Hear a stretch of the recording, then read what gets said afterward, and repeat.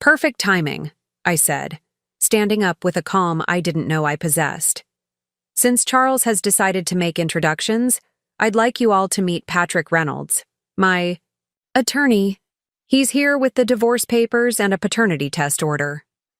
Before, the look on Charles's face was worth every penny of Patrick's retainer fee.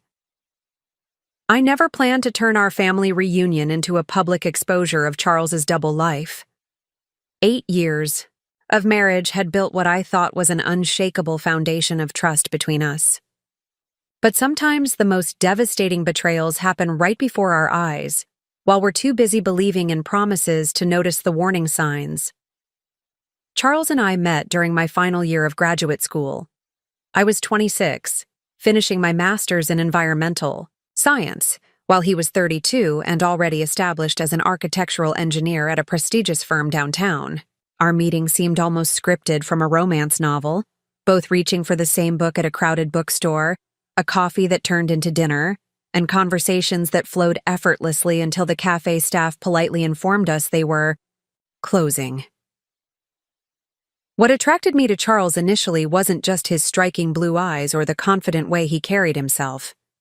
It was his apparent thoughtfulness, the way he remembered small details about my research interests, how he sent handwritten notes after our dates, his genuine interest in my dreams and ambitions. "You're different, Abigail," he would say. "You see the world in ways I never considered." That kind of admiration is intoxicating when you're young and still uncertain of your place in the world. We married 2 years later in a sunset ceremony at his family's lakeside property. The Morgan family welcomed me warmly, his mother Audrey embracing me as the daughter she never had, his father Claude beaming with pride as Charles recited his vows. "I promise to be faithful, honest and true," Charles had said, looking directly into my eyes. "To build a life of trust and transparency with you for all our days." Words that would eventually hollow out with irony. The first 5 years of our marriage unfolded according to the careful plan we'd created together. We bought a craftsman-style home in the historic district, adopting a golden retriever named Edison, who quickly became the center of our shared universe. Charles's career flourished. He made partner at his firm by 35, while I established myself as an environmental consultant specializing in sustainable urban development. We complemented each other perfectly, or so I believed. Charles handled our investments and long-term financial planning. I managed our day-to-day life and maintained our social connections. "We're a power couple," our friends would joke at dinner parties, watching how seamlessly we operated together, finishing each other's sentences and anticipating each other's needs. Charles would smile at these comments, squeezing my hand under the table while exchanging a private glance that made me feel like the most fortunate woman alive. "Team Morgan," he would toast, clinking his glass against mine. Our routine had a comfortable predictability. Morning runs with Edison, Sunday brunches at Maple Street Cafe, summer weekends sailing on Lake Windermere, and the annual Morgan family reunion at the lake house, a tradition stretching back 3 generations. Charles's grandparents had purchased the property in the 1960s, and it had become the gathering place for extended families scattered across 5 states. I'd be tracking Arnold's phone by now. I laughed off her suspicion, defending Charles without hesitation. "That's the difference between your marriage and mine," I replied with unearned confidence. "We don't need to check up on each other. We have absolute trust." The irony of those words would return to haunt me many times in the months to come. The shift in our marriage wasn't sudden but gradual, like water slowly eroding stone until the foundation weakens. Charles began withdrawing emotionally, spending more time on his phone and taking calls in another room. Our conversations became superficial, focusing on logistics rather than connection. When I attempted to discuss the distance growing between us, he deflected with practiced ease. "It's just a busy season, Abby," he would say, kissing my forehead dismissively. "The Westlake project is demanding everything from me right now. It'll settle down soon." I believed him because believing him was easier than confronting the alternative. I had built my entire adult life around our partnership, our shared dreams for the future, our plans to start a family once his partnership was secured and my consulting business was established. Questioning Charles meant questioning everything I thought I knew about our life together. The Morgan family reunion was scheduled for the first weekend in June, a tradition that had continued uninterrupted for 35 years, through weddings, funerals, economic downturns, and even a pandemic. This year would mark our 8th reunion as a couple, and despite the growing tension between us, I found myself looking forward to the familiar comfort of family traditions. Perhaps surrounded by loved ones, the Charles I had fallen in love with would re-emerge from behind whatever stress was consuming him. "Are you sure you can make it this year?" I asked him cautiously over breakfast, 3 weeks before the event. "I know the Westlake project is in its final phase." Charles looked up from his phone, a strange expression flickering across his face before his features settled into a smile that didn't quite reach his eyes. "Of course I'll be there," he replied, reaching for my hand across the table. "I wouldn't miss it for anything. Family comes first. Always has, always will." I nodded, relief washing over me as I squeezed his fingers. His wedding band caught the morning light, gleaming gold against his skin, a circle unbroken, a promise still intact. At least, that's what I chose to believe for a few weeks longer. "I'm heading out early next Monday for the Dallas meeting," he mentioned casually as he stood to leave. "Probably be gone 3 days, back Thursday at the latest." "I'll miss you," I said automatically, the phrase a ritual between us for years. Charles hesitated at the door, looking back at me with an expression I couldn't quite interpret. "I'll miss you too, Abby," he said softly. Then he was gone, the front door clicking shut behind him. I couldn't have known then that this mundane Monday morning would be the last normal moment of my marriage, the final exchange before everything I believed about Charles Morgan and our life together would collapse like a house built on sand. I never meant to discover Charles's secret. That Monday after he left for Dallas, I was working from home, finalizing a sustainability report for the city council. Edison had been acting, restless all morning, his golden retriever intuition perhaps sensing the invisible fractures already forming in our household. His pitiful whines and expectant looks toward his leash finally convinced me to take a break and walk him to the dog park 6 blocks from our house. Our home, a craftsman-style restoration we had lovingly renovated over 3 years, felt unusually quiet that morning. Without Charles's presence, the spaces seemed to expand, every creak and settling noise magnified in the stillness. As I moved through rooms we had carefully decorated together, I felt an odd disconnect, as if I were walking through a museum exhibit of someone else's life rather than my own home. As I reached for Edison's leash hanging in the hallway closet, I noticed one of Charles's suit jackets had fallen from its hanger. His navy Hugo Boss, the one I'd given him for his last birthday, selecting it precisely because the shade matched his eyes. It lay crumpled on the closet floor, something so unlike Charles, who meticulously maintained his professional wardrobe.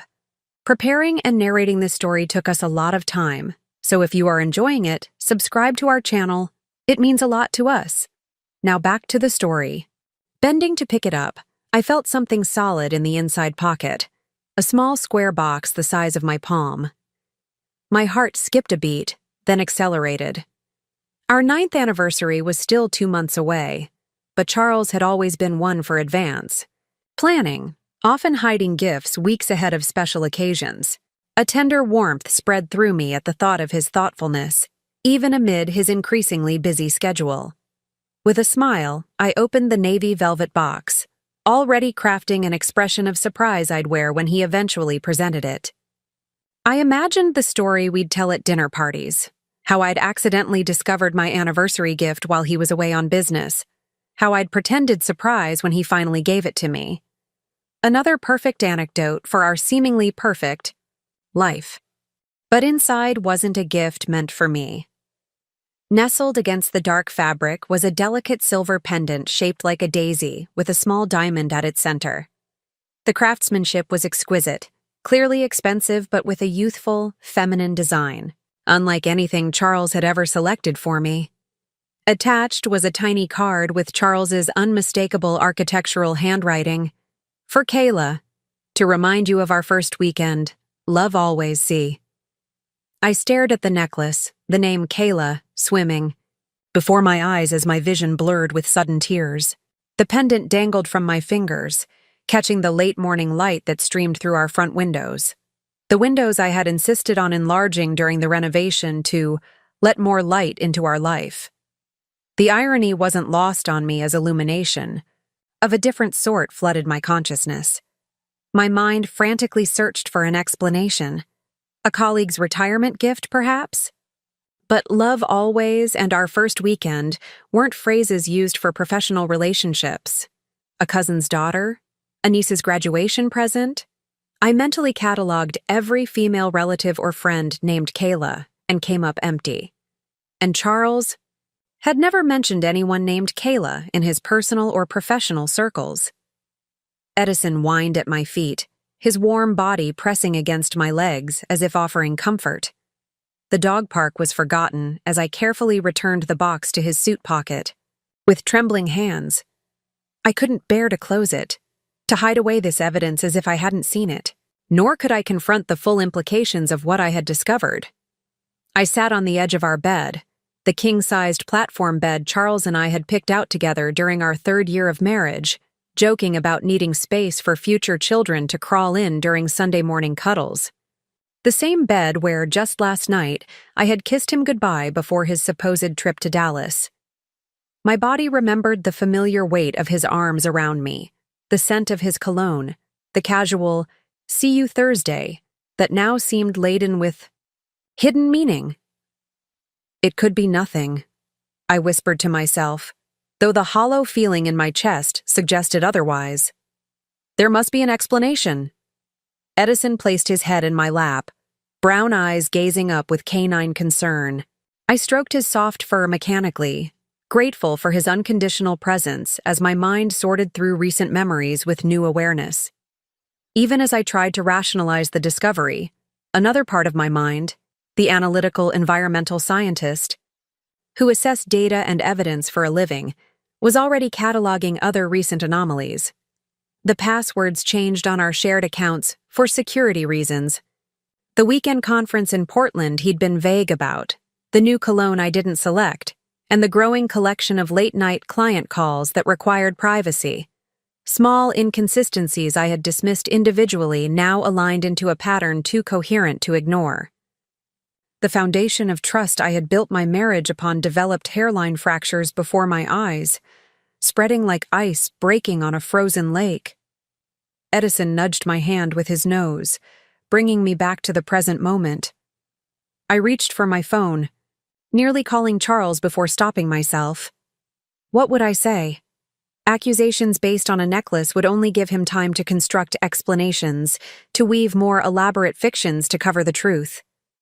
If there was something to find, and my instincts screamed that there was, I needed more concrete evidence. Instead, I called Tiffany, my oldest friend who had stood beside me at my wedding, and who had, on several occasions, made subtle remarks about Charles's behavior that I had defensively dismissed. "Can you come over?" I asked, my voice steadier than I felt. "And don't tell anyone I called." "I'll be there in 30, she replied without hesitation, the background noise suggesting she was already gathering her keys. While waiting for Tiffany, I paced through our house, seeing it with new eyes. The framed photos documenting our life together suddenly seemed staged. Charles and me in Bali on our honeymoon, skiing in Aspen last winter, at his firm's Christmas party where his hand rested possessively on my lower back. Had he been genuinely present in these moments, or merely performing the role of devoted husband? How long had the performance been underway? I found myself at his desk in our shared office, fingers hovering over the drawer pulls.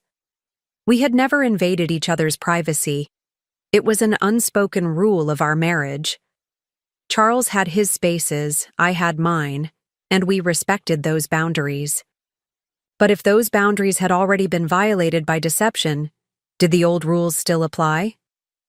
Before I could decide, Tiffany's car pulled into the driveway, and Edison's excited barking announced her arrival. "What's happened?" she asked the moment.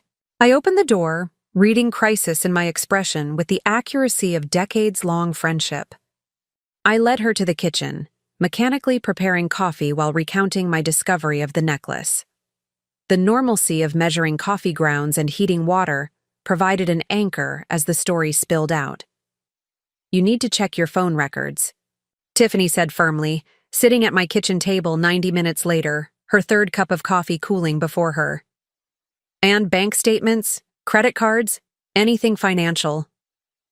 I shook my head, still resistant to fully accepting what the necklace suggested. "That feels invasive." "Abby," Tiffany leaned forward, her expression serious, her voice gentle but firm. "You found another woman's jewelry in your husband's pocket. This isn't the time for privacy concerns." She was right, of course. The researcher in me knew that. Data would provide clarity where emotions couldn't. While Charles handled our investments, I managed our household accounts and had access to all our shared statements. With Tiffany beside me for moral support, I logged into our shared cell phone account.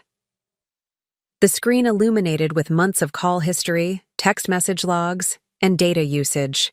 At first glance, nothing seemed unusual, just pages of numbers and timestamps that documented the mundane communications of daily life.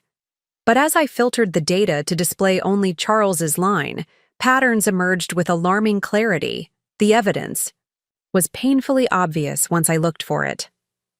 For the past 7 months, the same phone number appeared dozens of times per day in Charles's call history. Early morning calls, late-night texts, weekend communications when he claimed to be golfing with clients or meeting with contractors. The number wasn't saved in his contacts that synced to our shared account. Just 10 anonymous digits that had become the most frequent connection in my husband's life. 7 months, I whispered, scrolling through page after page of calls. At least 7 months of daily contact. Tiffany squeezed my shoulder, her presence a silent support as we continued our digital excavation of my marriage. Our joint credit card statements revealed another layer of deception. Dinners at restaurants. Charles had never mentioned intimate, expensive establishments I'd heard of, but we'd never visited together. Hotel charges in our own city on nights he was supposedly working late, including the Four Seasons downtown where he claimed their firm hosted out-of-town clients. A weekend at a vineyard resort 3 hours north during his professional development conference. And most damning of all, 3 separate charges from Hartwell's, an upscale jewelry store downtown, including one from just 3 days ago for $520, approximately the cost of a silver and diamond pendant. "He's not even trying to hide it," I said numbly, staring at the screen as evidence of Charles's parallel life accumulated before me. "All this time, it's been in plain sight." "Because he never thought you'd look," Tiffany replied, a hint of restrained anger in her voice. "He counted on your trust." The cruel irony wasn't lost on me. The very quality Charles had once praised in me, my capacity for trust, my willingness to believe the best in people, had become the blindfold he had used to conduct his deception right under my nose. Felt my shock beginning to crystallize into something harder and colder, a clarity that pushed through the initial fog of confusion and hurt. "I need to know who she is," I said, reaching for my laptop. "This Kayla person." "Are you sure that's necessary right now?" Tiffany asked cautiously. "Maybe you should just confront Charles first." I shook my head, my resolve strengthening. "No. If I confront him now, he'll just create stories to explain it all away. He's had months of practice constructing lies. I'd be at a disadvantage. I need to understand exactly what I'm dealing with before I face him." The search wasn't difficult. Charles's architectural firm maintained a detailed website with staff profiles and project teams, highlighting their work and the professionals behind it. It took less than 5 minutes to find her, Kayla Winters, junior architect, transferred from the Seattle office 8 months ago. Her professional headshot showed a woman about 5 years younger than me, with striking auburn hair and confident green eyes. According to her bio, she specialized in sustainable design integration, an interest Charles and I had once shared in the early years of our marriage. She works with him, I said flatly, turning the screen so Tiffany could see. 8 months. At the same firm. My friend studied the photo, her expression carefully neutral. What are you going to do? That was the question, wasn't it? The path forward had suddenly become as unclear as my past had become suspect. Hours ago, I had been a happily married woman building a life with a man I trusted completely. Now I sat surrounded by evidence of his systematic betrayal, unsure whether to scream, cry, or continue my methodical dismantling of the illusion he had constructed. I'm not going to do anything, yet. I closed the laptop with a decisive click. I need more information before I make any decisions. Tiffany looked concerned. Abby, isn't this already enough? The calls, the expenses, the jewelry? What more do you need? I stood up and walked to the window, gazing out at our perfectly landscaped yard. Another shared project Charles and I had designed together, planting each tree and shrub with detailed discussions about how they would mature alongside our future, children playing beneath them. The Japanese maple we'd planted on our 5th anniversary was just reaching the height we'd projected, its delicate red leaves catching the afternoon light. How much of that shared vision had been genuine for Charles?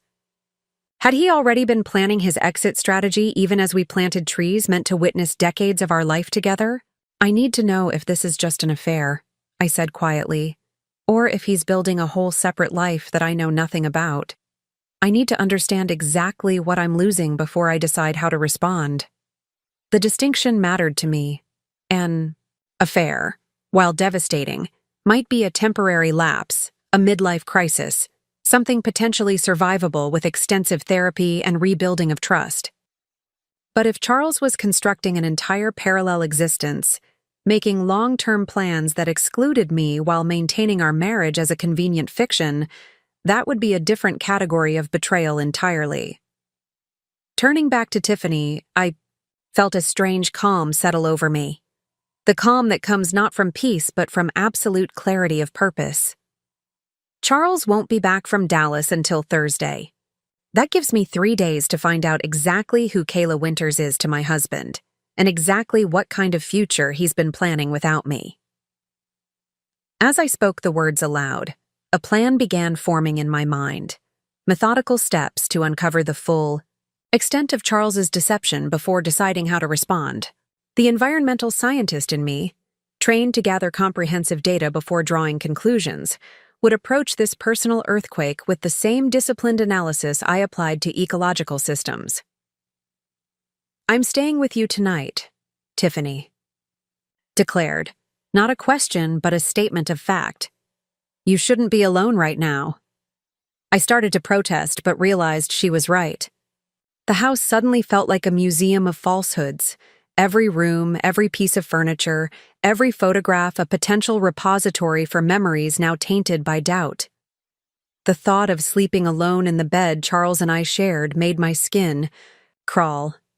Thank you, I said simply. As the afternoon light faded into evening, Edison settled between us on the living room sofa while we formulated a plan for the days ahead. What had begun as a simple trip to walk the dog had transformed into the first day of a new reality, one where I would need all my strength and clarity to navigate the wreckage of what I had believed was a solid marriage. What I couldn't have known then was just how complete his parallel life had become, or that the family reunion just 2 weeks away would become the stage for its spectacular unraveling. After Tiffany left the following morning, I spent the day in a strange state of hyperfocus. The initial shock had transformed into something else, a cold, analytical determination that felt both foreign and familiar. As an environmental scientist, I was trained to gather data, analyze patterns, and form conclusions based on evidence rather than emotion. Now, I would apply those same skills to understanding the extent of my husband's deception. The house felt different now, tainted, as if Charles's lies had seeped into the very walls we had painted together. I moved through rooms once filled with comfort, now laden with questions. Had he spoken to her on the phone while sitting on our living room couch? Had he texted her from the kitchen island where we shared morning coffee? Every space held potential contamination. I started my investigation with social media. Charles and I had always maintained a minimal online presence, a mutual decision based on privacy concerns and professional discretion. My accounts were primarily for keeping in touch with college friends and former colleagues, while Charles used his sparingly for networking and firm-related announcements.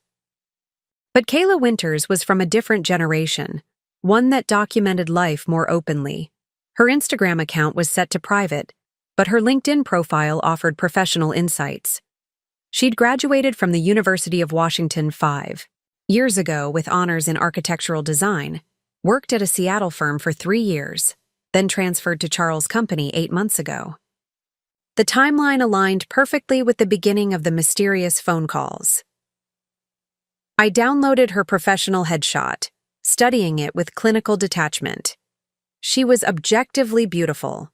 Auburn hair falling in soft waves around a heart-shaped face, green eyes bright with confidence, smile suggesting both intelligence and warmth. The kind of woman who turned heads when she entered a room.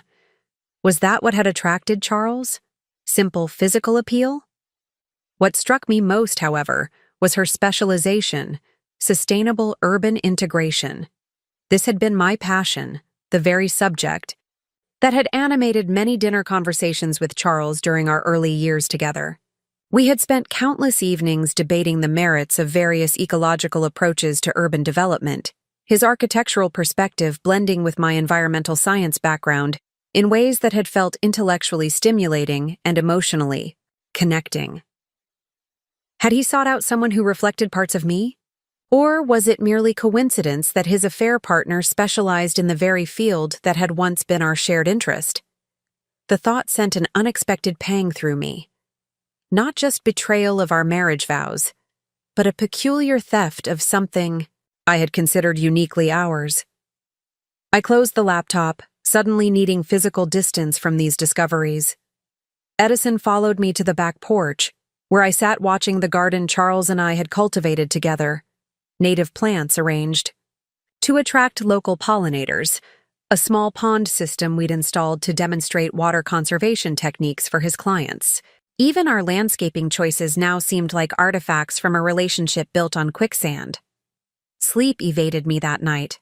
I lay in our bed, a space that suddenly felt contaminated, and stared at the ceiling, mentally cataloging every business, trip, late night, and weekend absence over the past 8 months. How many had been legitimate? How many had been with her? The Dallas trip, supposedly happening now, was he even in Texas? Or was Dallas a convenient fiction covering 3 days with Kayla? By morning, I had formed a plan. Charles believed I would be busy with client meetings all day, meetings I would now reschedule. Instead, I would conduct reconnaissance at his office. Not to confront, not yet, but to observe. To gather intelligence on what appeared to be my husband's second life. I dressed carefully in a charcoal pantsuit I rarely wore, selected precisely because Charles had never seen me in it. I styled my hair differently, pulling it back into a sleek chignon instead of my usual loose waves. I added oversized sunglasses and a burgundy lipstick shade I'd purchased on a whim, but never worn. Not an elaborate disguise, but enough to avoid immediate recognition by anyone who might know me as Charles's wife. I had visited his office building only a handful of times over the years, usually for holiday parties or special events. The 30-story glass tower housed several firms, with Charles's architectural company occupying floors 19 through 22. I knew his corner office faced east, overlooking the river, a prime location reflecting his senior status within the firm. Positioned myself at a cafe across the street with a clear view of the main entrance, ordered a coffee I couldn't taste, and opened a book I wouldn't read. Then I waited, feeling simultaneously like a stranger to myself and, more authentically, present than I had been in months. The deception required for this surveillance operation felt justified by the greater deception I was uncovering. The morning crowd ebbed and flowed, professionals hurrying to meetings, couriers delivering packages, groups emerging for early lunch. Breaks. I recognized a few of Charles' colleagues from holiday parties and firm events, noting their arrivals and departures with detached interest. At 12:17, I spotted them. Charles emerged from the revolving doors, laughing at something being said by the auburn-haired woman beside him, Kayla Winters, unmistakable from her profile photo. Even from across the street, their body language spoke volumes. The casual way his hand rested on her lower back as they navigated the sidewalk. The intimate space between them. Not colleagues, not friends, but lovers completely at ease in each other's presence. A sharp pain lanced through my chest, surprising in its intensity.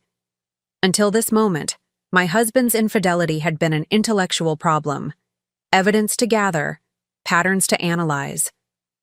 Now, watching him guide another woman with the same protective gesture he had once used with me, the emotional reality crashed through my carefully constructed defenses. I forced myself to remain seated, to continue the charade of casual coffee drinker while my marriage disintegrated before my eyes. Charles and Kayla walked to a bistro 2 blocks away, taking a table near the window, a cruel gift to my surveillance operation. Through my zoom lens, I captured several photos of them together, including a moment when his hand reached across the table to rest on hers, when he brushed a strand of hair from her face with the tender familiarity that comes from intimate knowledge of another person. Their easiness together suggested a relationship far more established than a casual affair. They moved in harmony, anticipated each other's needs, shared private jokes that illuminated their faces with matching expressions of delight. I was witnessing not the awkward excitement of a new affair, but the comfortable rhythms of an established relationship. I followed them back to the office building after lunch, then waited again. At 5:45, they emerged together and walked to the parking garage. Charles helped her into his car, the silver Audi I had helped him select 3 years ago, before driving away. Not toward our home, but in the opposite direction. I followed at a careful distance, thankful for light traffic that allowed me to maintain visual contact without risking detection. 20 minutes later, they pulled into the parking area of an upscale apartment complex in Riverside Heights, a development I recognized from Charles's firm's portfolio. They had designed these luxury apartments 2 years ago, and Charles had proudly shown me the plans, describing the sustainable features and community spaces incorporated into the design. Now I watched as he and Kayla entered the building together, his hand again resting possessively at the small of her back. The weight of understanding settled over me. This wasn't merely an after-work visit. This had the unmistakable feeling of returning home. The rational part of my brain had expected this. The evidence had clearly pointed to an ongoing relationship. But witnessing it firsthand, seeing my husband of 8 years casually conducting a parallel life in broad daylight, was a different category of pain altogether. It was no longer a suspicion but a witnessed reality. I sat in my car for nearly an hour, unable to drive away, unable to process the finality of what I had seen.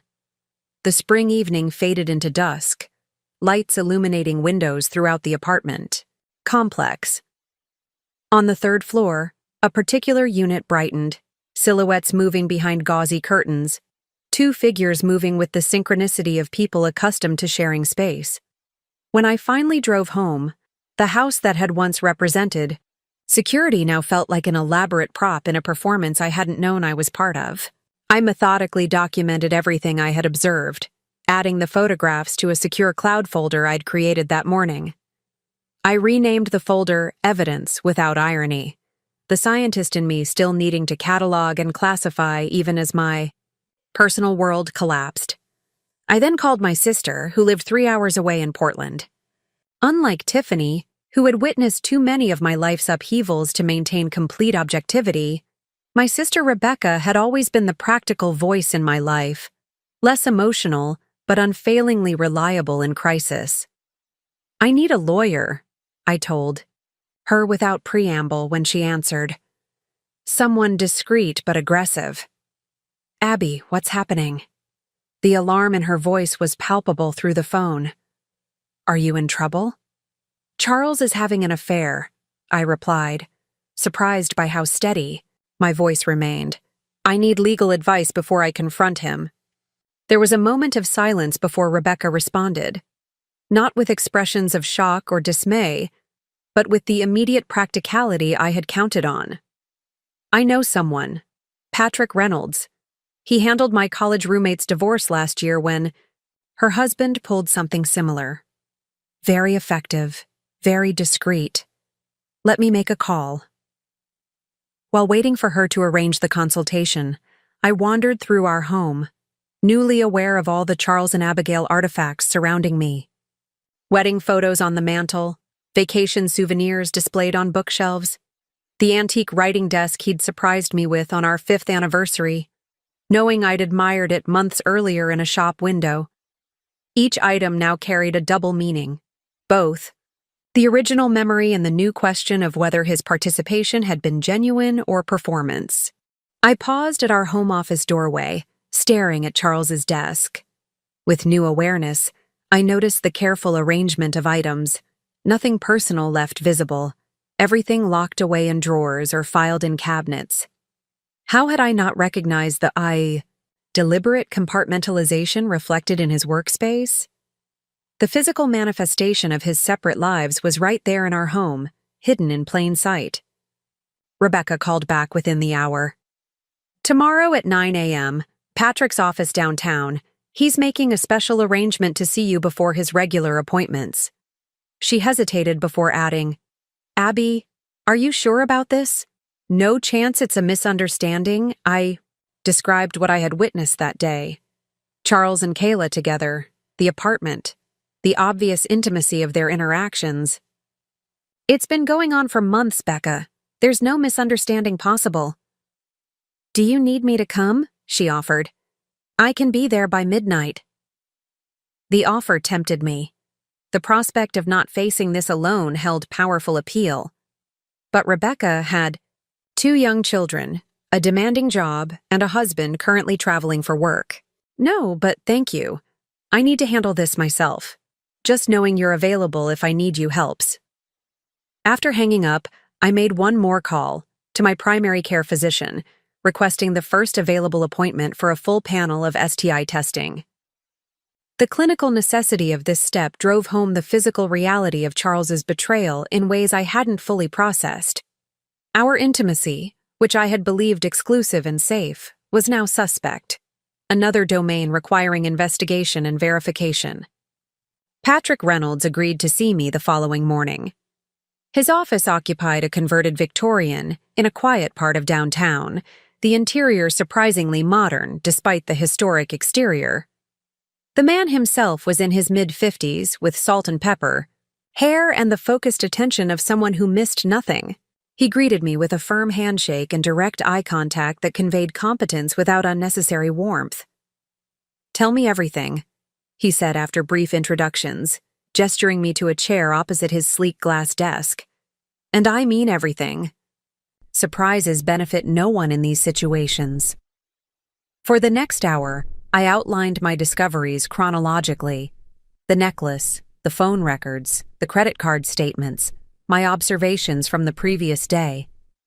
As I spoke, Patrick took notes on a yellow legal pad, occasionally asking clarifying questions about our finances, property, and the timeline of events.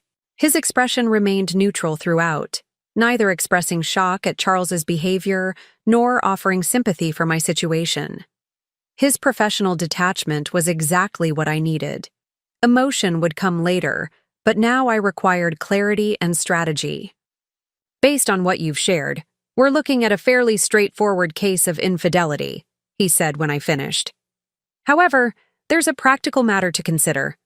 Oregon is a no-fault divorce state. Courts don't generally factor infidelity.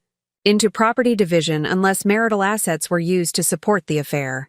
Which they were, I interjected, pulling out the printouts of credit card statements I had organized chronologically. The jewelry, the hotels, the dinners, all on our joint accounts. And I suspect the apartment is being subsidized through our funds as well, though I don't have proof yet. Patrick nodded, examining the financial documents with practiced efficiency. That helps. But what we really need is a complete financial picture. Accounts, investments, property, anything that might be moved or hidden. This was the challenge. While I managed our household accounts, Charles handled our investments and long-term financial planning. I had basic knowledge but not complete access to all our financial instruments. Our division of labor, once a point of pride in our efficient partnership, now revealed itself as a vulnerability. I'll need to investigate further, I admitted. Charles keeps most investment documents in his home office. I can access them while he's away. Do it quickly, Patrick advised, leaning forward slightly. Once a spouse suspects their partner is considering divorce, assets have a way of becoming difficult to track. Money gets moved, accounts get closed, paperwork disappears. Time is not your ally here. He handed me a folder containing documents to complete, financial disclosure forms, a detailed marital history questionnaire, asset inventory sheets. Fill these out as completely as possible before our next meeting. The more information we have, the stronger position we'll be in when negotiations begin. I left his office with a strange sense of relief mixed with apprehension. The legal consultation had transformed my personal crisis into a procedural challenge.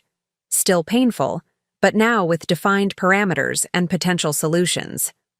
Patrick's matter-of-fact approach provided a framework for the chaos of emotions I had been navigating since finding the necklace. That evening, I received an unexpected text from Tiffany. "You need to see this." Attached was a screenshot from a private community Facebook group dedicated to local architects and designers. It showed a post from 2 days ago, a photo of Charles and Kayla at a local farmer's market, his arm around her waist, both smiling broadly at the camera. The caption read, "Congratulations to Charles and Kayla on their baby news. So excited. For you both. Future dad, our baby on board." My world tilted on its axis as I stared at the image. This wasn't merely an affair, a temporary lapse in judgment or midlife crisis. Charles and Kayla were expecting a child together, a child he had never mentioned, a future he was planning while maintaining our marriage as a convenient fiction. I gripped the edge of the kitchen counter, suddenly lightheaded as the implications cascaded through my consciousness. Children had been part of our plan, a plan Charles had consistently postponed with reasonable-sounding explanations about career timing and financial stability. "Just 1 more year," he'd said the last time. We discussed it, citing the partnership track at his firm and the benefits of waiting until we'd built sufficient savings. We want to do this right, don't we? All while he was creating a family with someone else. The comments below the post confirmed what the caption suggested. Multiple people offering congratulations, someone mentioning 4 months along and glowing, another asking about nursery plans. This wasn't recent news. This was an established pregnancy that Charles had been celebrating openly with a separate social circle, all while sleeping beside me each night. I zoomed in on the image, studying Kayla more carefully. The loose dress she wore concealed her figure, but standing at an angle, a subtle curve was indeed visible, a small but unmistakable baby bump I had missed during my surveillance. 4 months pregnant, the timing aligned with our anniversary, trip to Cannon Beach, where Charles had been unusually attentive, bringing me breakfast in bed and reminiscing about our early years together. Had he known then? Had he been celebrating our past while actively building a future with someone else? My husband wasn't just having an affair. He was creating a replacement family. The Morgan family reunion was 10 days away. In that moment, staring at irrefutable evidence of Charles's complete betrayal, a plan began forming in my mind. He had chosen to live a double life, maintaining our marriage while building a future with another woman and their child. He had made me an unwitting character in his deception, a placeholder to be discarded when convenient. Perhaps it was time he experienced the public unmasking he so richly deserved. I called Patrick Reynolds again, despite the late hour. "I need to change our approach," I said when he answered. "And I need to know if you're available for a family event on the first weekend of June." "That's unusual," he replied, professional curiosity evident in his tone. "What did you have in mind?" As I outlined my emerging plan, the emotional fog that had surrounded me since discovering the necklace began to lift. In its place came a clear-eyed determination, not just to end my marriage with dignity, but to ensure Charles faced the full consequences of his choices in front of those whose opinion he valued most. "It's unorthodox," Patrick acknowledged when I finished explaining. "But legally sound, provided we file the necessary paperwork beforehand. Are you certain this is how you want to proceed? Public confrontations can be unpredictable." "I'm certain," I replied, a cold clarity settling over me. Charles has been living two separate lives. He deserves two very public endings. As I ended the call, I glanced again at the farmer's market photo, at Charles's arm possessively wrapped, around Kayla's waist, at the proud smile of an expectant father. For 8 years, I had believed I knew this man completely. Now I recognized him as a stranger wearing my husband's face, someone capable of calculated deception on a scale I could barely comprehend. The reunion was 10 days away. Charles would return from his Dallas trip tomorrow, expecting to find his unsuspecting wife waiting to greet him, to listen to his fictional business stories, to continue playing her assigned role in his elaborate production. Instead, he would find me beginning the performance of a lifetime, maintaining the appearance of normalcy while methodically preparing for the moment when both his worlds would collide spectacularly before those who mattered most to him. When Charles returned from his supposed business trip to Dallas, I greeted him with a practiced smile and rehearsed questions about meetings that had never occurred. The performance felt surreal, me playing the role of devoted wife while watching, him construct elaborate lies about clients, dinner presentations, and a hotel renovation that had supposedly disrupted his sleep. "The contractor situation sounds frustrating," I commented as I unpacked his suitcase, a task I'd always performed throughout our marriage. I noticed he'd packed more clothes than a 3-day trip required, and several items appeared unworn. Had they even made it out of the suitcase, or had they merely served as props in case I checked his luggage? "Completely unprofessional," Charles agreed, loosening his tie as he settled onto our bedroom chaise. "The project manager promised it would be resolved by my next visit, but I'm skeptical." I folded his unworn dress shirt, wondering if it had remained pristine because he'd spent 3 days in Kayla's apartment rather than a Dallas hotel. "When do you have to go back?" I asked, keeping my voice casual. "Not for at least 3 weeks," he replied, scrolling through emails on his phone. "Though with the Westlake development gaining momentum, my schedule is getting complicated."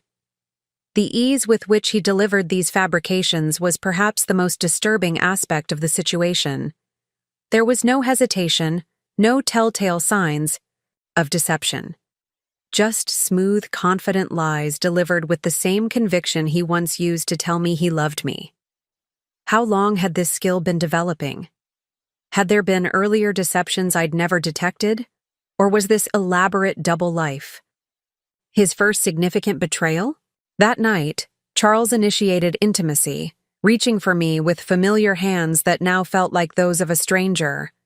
I allowed his embrace, fighting the revulsion that threatened to overtake me. His touch, once a source of comfort and connection, now felt like a violation. How many times had he touched Kayla with these same hands before returning home to me? How many nights had he whispered affections to her before calling me with excuses about late meetings?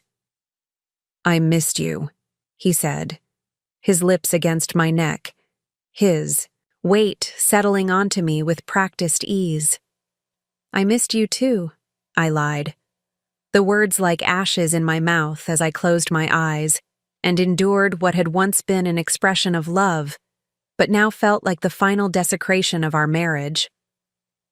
Afterward, he fell asleep quickly, one arm draped possessively across my waist. I lay awake in the darkness, studying his profile in the dim light filtering through our curtains. In sleep, he looked like the Charles Thurfer I had married. Features relaxed, vulnerability evident in a way it never was during his waking performance. This man who shared my bed was simultaneously my husband of 8 years and a complete stranger, a paradox I was still struggling to reconcile. The next morning, I implemented the first phase of my plan. While Charles showered, I used the password I'd discovered in his notebook to access his personal email. What I found exceeded even my worst suspicions.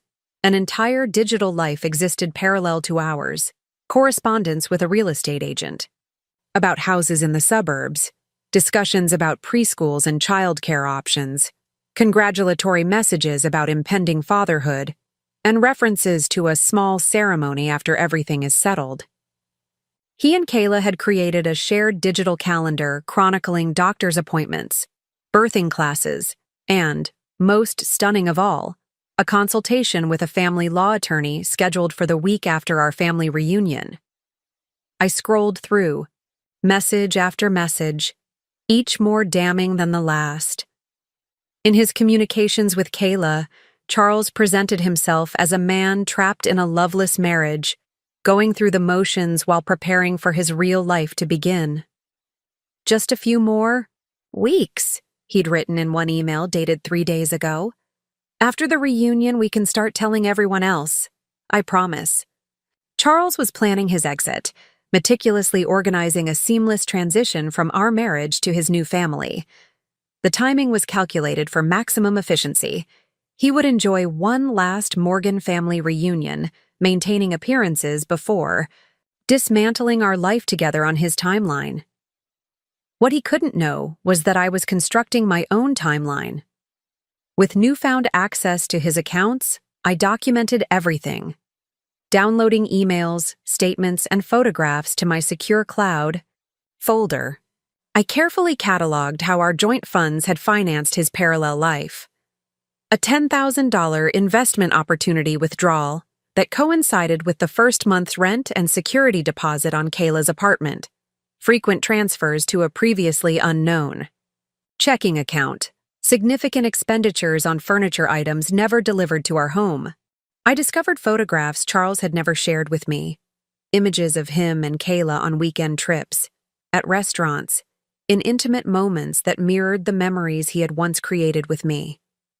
There were sonogram images of their developing child, saved with file names like Baby Morgan 12 weeks.jpg. He had already claimed this child with his name while still married to me. Most revealing was a draft email to his parents, never sent but saved multiple times with revisions. In it, Charles attempted to explain his life transition in terms that cast him in the most favorable light possible, a man who had grown apart from his wife, discovered true love unexpectedly, and was now embracing his responsibilities as a father-to-be. The email contained not a single acknowledgement of betrayal or apology for the deception he had perpetrated. Instead, it presented his actions as inevitable, even noble, the narrative of a man following his heart rather than a husband systematically betraying his marriage vows. I forwarded everything to my secure account, then carefully deleted all traces of my digital reconnaissance from Charles's computer. When he left for work, kissing me goodbye with the same lips that had surely kissed Kayla hours before I'd picked him up at the airport, I felt nothing but cold determination. Armed with this evidence, I met with Patrick Reynolds again, this time with a specific strategy in mind. I want to file immediately, I told him, sliding a USB drive across his desk containing all the evidence I'd gathered. But I don't want Charles served until the family reunion. Patrick raised an eyebrow. You want to publicly serve your husband divorce papers at a family gathering? Not exactly, I clarified. my voice steady despite the emotions simmering beneath the surface. I want everything prepared beforehand. I want to control the timing and circumstances under which he and his family learn about the divorce. Patrick studied me with professional detachment. Most clients prefer to avoid public confrontations. They're unpredictable, often messy. Charles has been maintaining 2 separate lives, I said calmly. He has a pregnant girlfriend who believes they'll be together officially after our family reunion. He's been using our joint funds to establish a household with her. He's scheduled a meeting with a divorce attorney the week after the reunion, without my knowledge. I met Patrick's gaze directly. He deserves 2 very public endings. We spent the next hour discussing specifics, what could be filed beforehand, how to manage asset protection, and how to ensure the legal groundwork would be completed before the reunion. Patrick was thorough, explaining both standard procedures and potential complications. The timing is tight but feasible, he confirmed, consulting his calendar. We can file the petition next Monday, which gives the court enough time to process the paperwork before the reunion weekend. I'll prepare everything for your signature tomorrow. There's one more thing, I added as our meeting concluded. I need a court order for a paternity test. Patrick's eyebrows lifted slightly. You have reason to believe he's fathered a child? I showed him the social media posts about Kayla's pregnancy and the sonogram images from Charles's email. I need official documentation, not just social media announcements and private emails. I want this included in the record, he nodded, making notes. A paternity action can be filed separately from the divorce proceedings. We'll need to name the mother and unborn child. Kayla Winters, I supplied. That won't be a problem. As I left Patrick's office, a weight seemed to shift, not lifting entirely, but redistributing into something more manageable. The betrayal remained devastating, but having a concrete plan provided a pathway through the emotional wreckage. For the first time since discovering the necklace, I felt a flicker of something beyond pain and confusion. A sense of reclaiming agency in a situation where I had been rendered a passive participant in my own life. The following days unfolded in a carefully choreographed dance of deception. Not unlike what Charles had been performing for months, I realized with bitter irony. During daylight hours, I maintained the facade of normalcy, attending to household routines, responding to his texts with appropriate affection, and discussing summer plans we both knew would never materialize. At night, while he slept, I meticulously prepared for the dismantling of our marriage. I opened a separate bank account at a different institution, transferring a modest portion of my personal savings, enough to sustain me through the transition period, but not so much that Charles could claim financial impropriety. I gathered important documents, birth certificate, passport, insurance policies, securing them in a safe deposit box only I could access. I photographed valuable items throughout our home, creating an inventory of assets that would need to be divided. Each night when Charles returned home, I watched him with new awareness, noting how he checked his phone when he thought I wasn't looking, how he locked himself in his office for work calls that left him in better spirits, how he casually mentioned a new project team member named Kyle who seemed suspiciously like a gender-swapped version of Kayla. Kyle's got some innovative ideas about the Westlake development, he mentioned over dinner one evening. Really forward-thinking approach to community integration. Sounds impressive, I replied, wondering if he even registered the irony of appropriating Kayla's professional insights into his dinner conversation with me. You should introduce us sometime. Charles faltered momentarily, a brief hesitation before his smooth recovery. Absolutely. Maybe at the next firm event. 7 days before the reunion, I began removing select personal items from our home. Family, heirlooms, irreplaceable photographs, the jewelry my grandmother had left me, pieces of my history that existed before Charles and would continue after him. I stored these treasures at Tiffany's apartment, explaining their absence, when noticed, as items loaned for a friend's photography project. Valerie's doing a series on heirloom objects, I explained when Charles commented on the missing silver picture frames that had held our wedding photos. She wanted to photograph them with proper lighting setup. He accepted this explanation, without question, perhaps because he was too preoccupied with his own deceptions to notice mine, or perhaps because trust had always flowed more freely from him to me than in the reverse. Either way, his obliviousness worked to my advantage, as I systematically extracted the most meaningful pieces of my pre-Charles life from our shared space. Most challenging was maintaining physical proximity to Charles. Each kiss goodbye, each casual touch across the dinner table, each night spent beside him required suppressing my knowledge of his betrayal. I found myself studying him with a clinical detachment. This man I had loved for nearly a decade, now revealed as a stranger. Had there been signs from the beginning? Had I ignored red flags, making excuses for behavior that should have alarmed me? Or had he simply changed, the ambitious architect I married gradually transforming into someone capable of calculated deception? I remembered our wedding day, Charles's, voice breaking slightly as he promised to love and honor me all the days of his life. Had he meant those words then? Or had he always been this person, capable of extraordinary compartmentalization and deception? 3 days before the reunion, Charles mentioned casually over breakfast that he'd invited a colleague to join us at the lake house. "I hope that's okay," he said, not meeting my eyes as he spread jam on his toast. "She's new to the area, and I thought it would be nice to include her. The Morgan reunions are legendary after all." The audacity was breathtaking. After months of deception, he was actually planning to bring his pregnant girlfriend to his family reunion, perhaps to begin the careful introduction of his new situation to his unsuspecting relatives. Was this how he planned to transition between his two lives, using his family's gathering as the bridge between old and new? "Of course," I replied, my voice betraying nothing of the cold fury burning beneath my composed exterior. "What's her name, in case I need to arrange accommodations?" "Kayla," he answered, visibly relieved by my easy acceptance. "Kayla Winters. She's an architect focusing on sustainable design. I think you'll like her." I nodded, taking a sip of coffee to hide my expression. "I'm sure I will. Is there anything else I should know about her?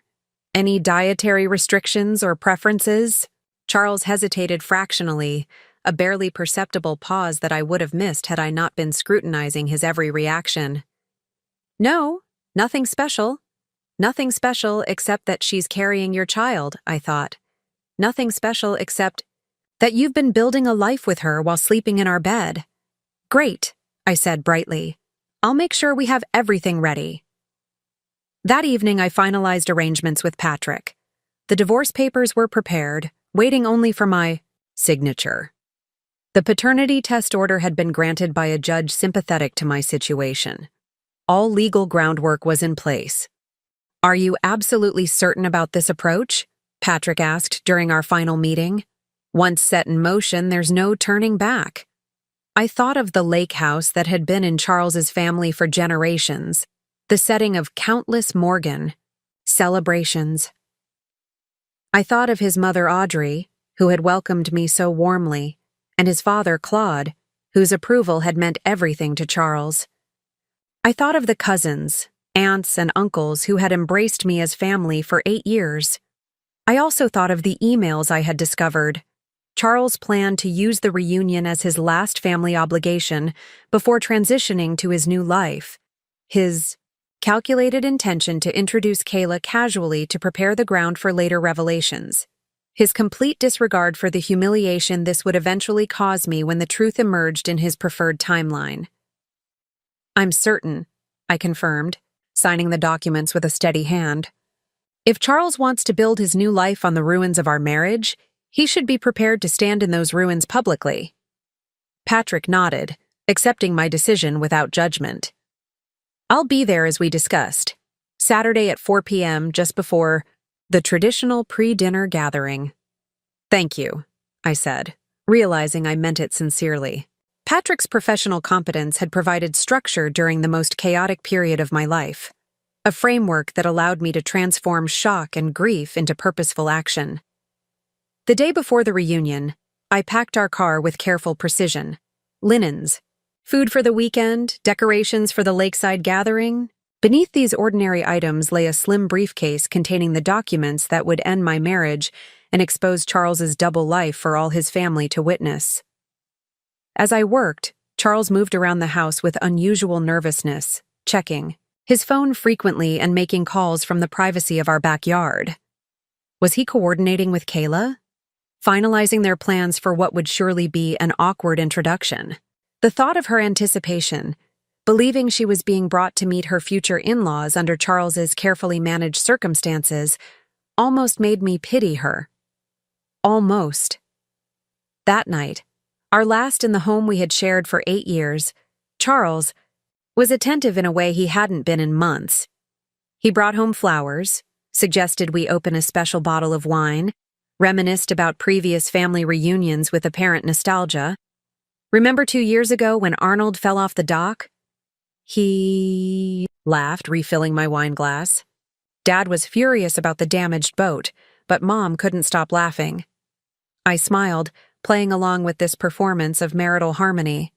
Was this a genuine moment of connection, or was he simply assuaging his guilt before the transition he had planned?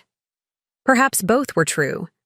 Human emotions rarely sort themselves into tidy categories of authentic or artificial.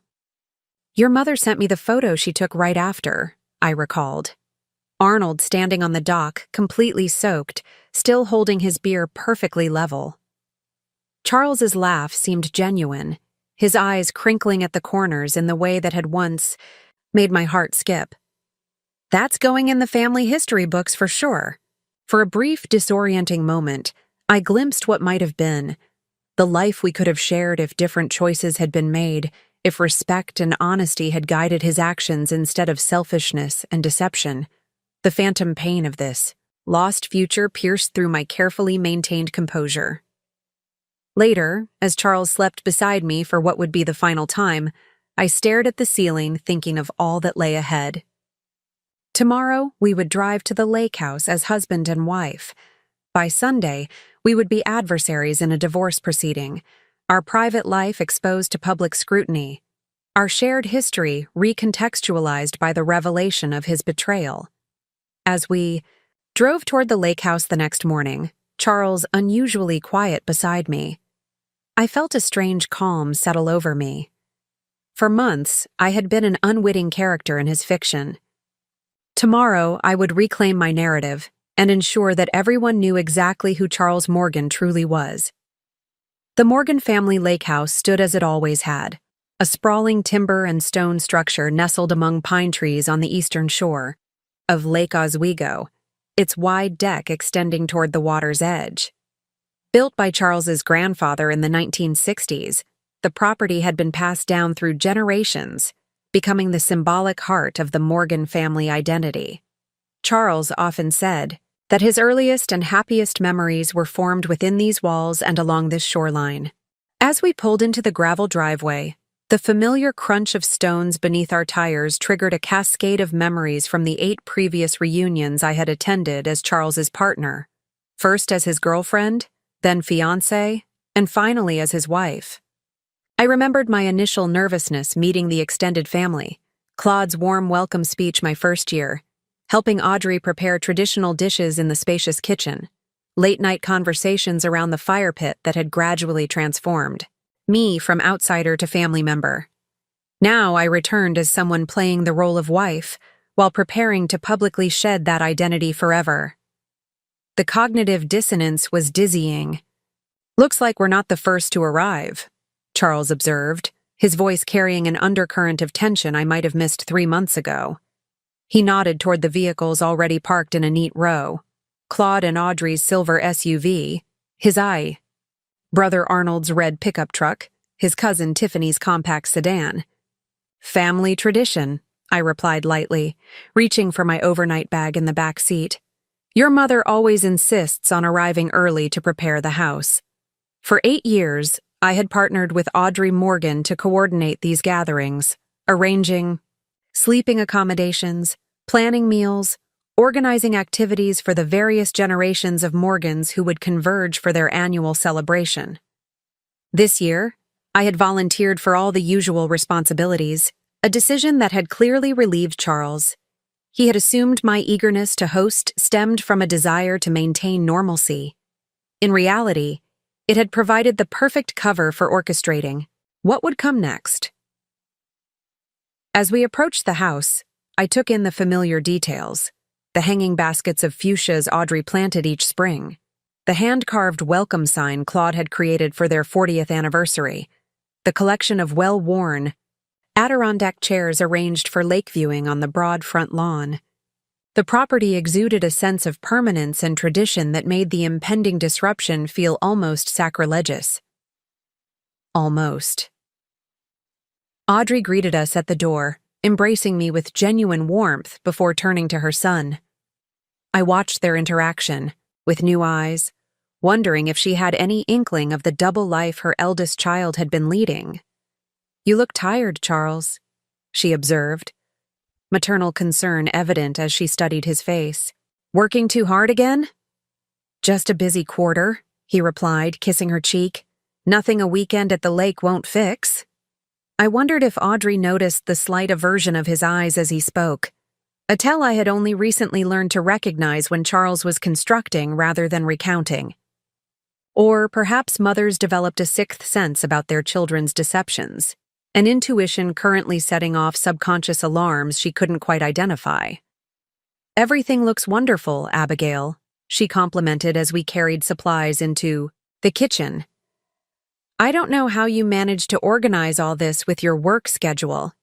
You're always so thoughtful about these gatherings." "It's important to me," I replied honestly. These people had become my family too, a connection I had valued deeply and would mourn losing, regardless of how things unfolded with Charles. The afternoon progressed according to long-standing tradition. Extended family members arrived in waves, each bringing favorite dishes and stories from the past year. Children raced across the lawn toward the lake, their excited voices carrying on the summer breeze. The men gathered near Claude's prized barbecue grill, cold beers in hand as they debated cooking techniques with ritualistic familiarity. I moved through these scenes with practiced ease, refilling drinks, engaging in conversations, snapping. Photos that would soon become artifacts of a family configuration about to implode. Several relatives commented on my apparent serenity, attributing it to the peaceful lake setting rather than the calm that comes from absolute certainty of purpose. In contrast, Charles seemed increasingly distracted as the afternoon progressed, his attention repeatedly drawn to the driveway where Kayla would eventually appear. He checked his phone compulsively, stepping away from conversations mid-sentence when notifications arrived.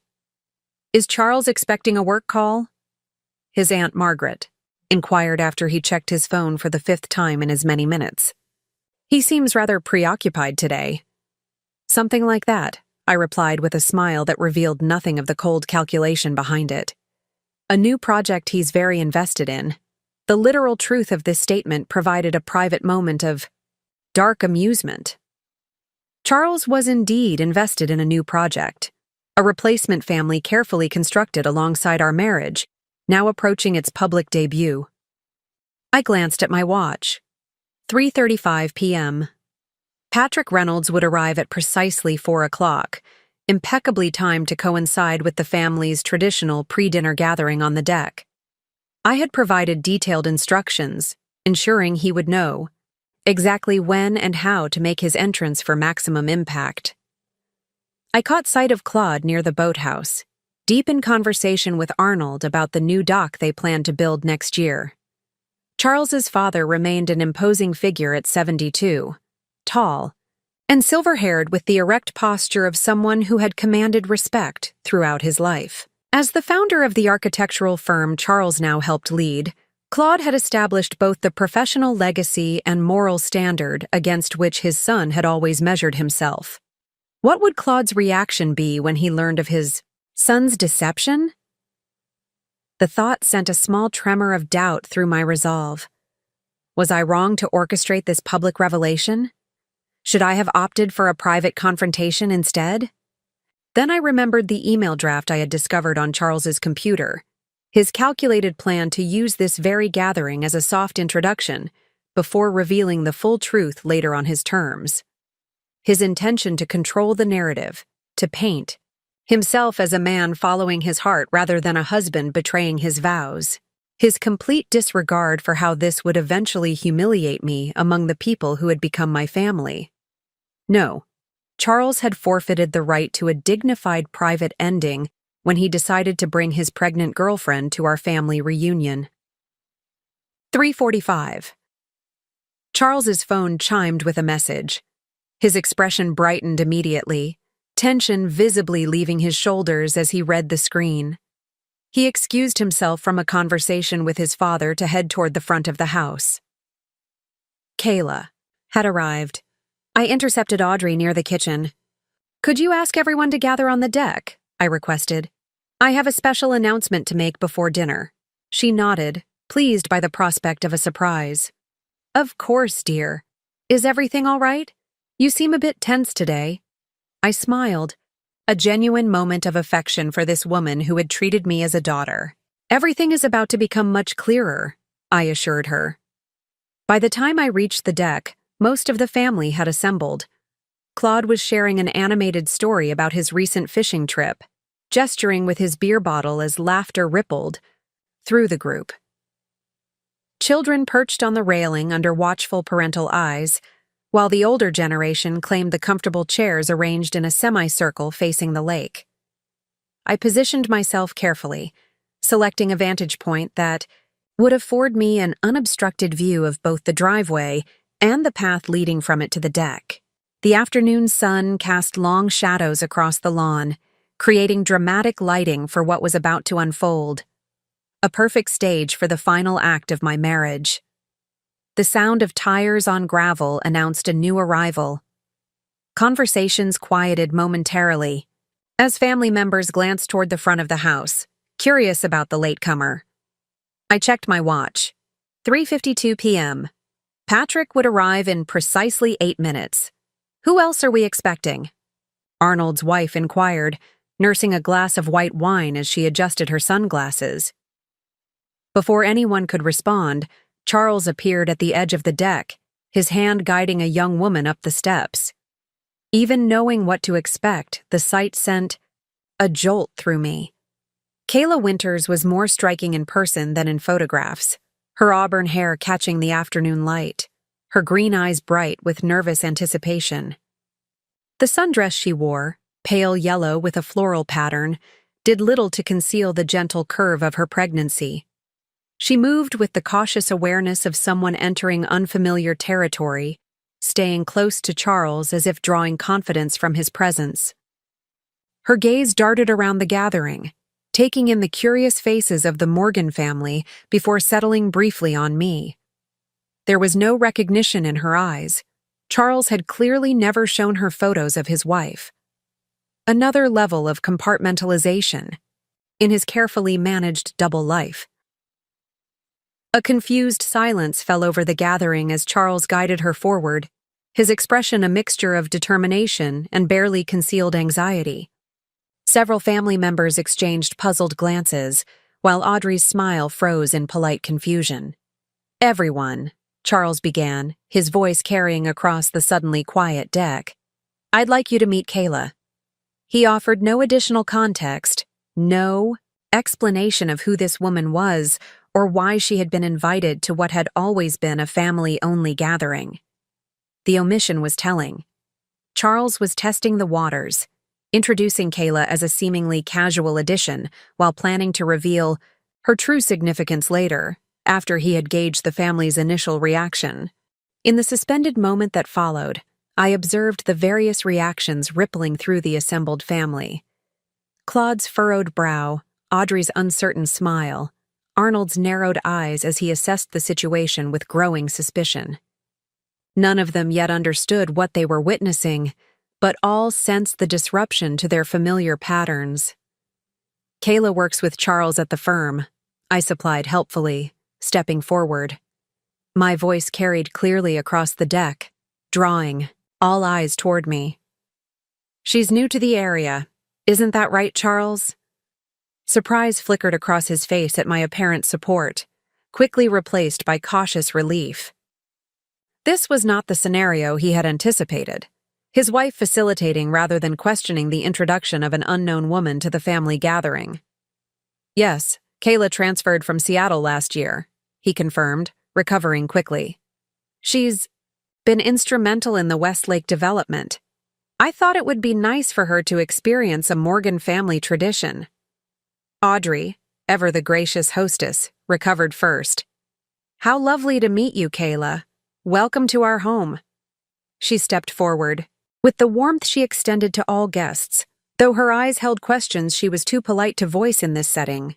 Thank you for having me, Kayla replied, her voice carrying a slight tremor that betrayed her nervousness. Charles has told me so much about these reunions. It's an honor to be included. As introductions circulated around the deck, I noted the precise moment when Audrey's gaze dropped to Kayla's midsection, her expression shifting subtly as she processed what she was seeing. A pregnant young woman, brought to a family gathering by her married son, introduced with peculiar formality and obvious nervousness. I watched comprehension dawn in Audrey's eyes, followed quickly by confusion, and then the first flickers of alarm. She glanced toward me, perhaps expecting signs of distress or anger, and seemed even more concerned when she found only composed observation. I checked my watch again. 3:58 p.m. Charles has told me so much about all of you, Kayla was saying, her hand unconsciously resting on her stomach in that universal gesture of expectant mothers.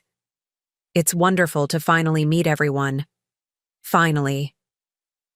The word hung in the air, laden with unintended meaning. How long had she been hearing stories about these people? How many details of Morgan family history had Charles shared with her while building their secret life together? Claude approached, extending his hand to Kayla with the formal courtesy. That was his trademark. Welcome to our gathering. Any colleague of Charles is welcome here. His emphasis on colleague suggested he was already sensing something beyond a professional relationship, though not yet grasping the full reality. Sound of another vehicle approaching silenced the uncomfortable small talk. Right on time. Are we expecting someone else? Claude asked, looking at Charles with confusion. I invited a colleague, I explained, my voice calm despite the adrenaline coursing through me.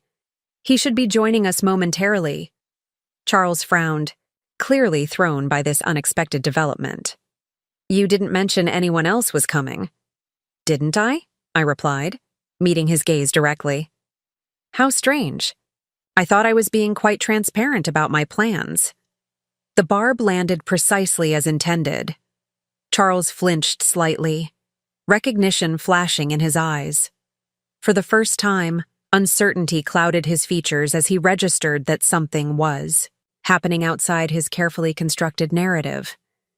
Before he could respond, Patrick Reynolds appeared at the deck steps. In his tailored navy suit and carrying a leather portfolio, he looked exactly what he was, a legal professional arriving for business rather than pleasure. His timing was impeccable, his demeanor perfectly calibrated to the situation. Professional, without being intimidating, serious without appearing grim.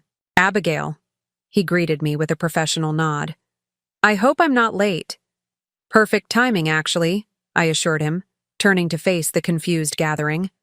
Everyone, this is Patrick Reynolds, my attorney. The atmosphere shifted instantly, a collective tension descending over the previously festive scene. Charles stared at Patrick, then at me, comprehension dawning in his eyes along with the first traces of panic.